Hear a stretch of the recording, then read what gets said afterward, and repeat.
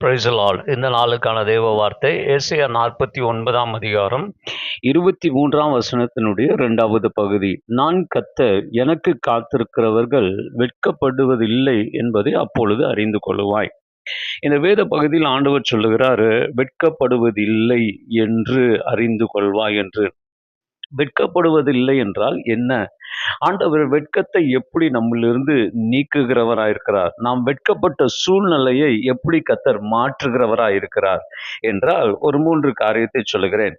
ஏசாயா 61ஆம் அதிகாரம் 7ஆம் வசனத்தை நீங்க வாசிக்கும் போது, வெட்கத்திற்கு பதிலாக இரட்டத்தனையான பங்கை கர்த்தர் நமக்கு தருகிறவராயிருக்கிறார்.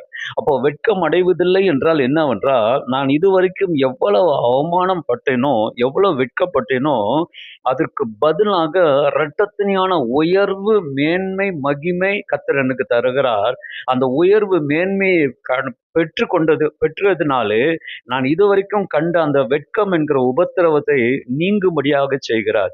ஸோ கர்த்தர் உங்களை உயர்த்தும் போது, இரட்டத்தனையாக உயர்த்தும் போது, உங்கள் வெட்கமானது மறைந்து விடுகிறது. வெட்கத்திற்கு பதிலாக அதை செய்கிறவர்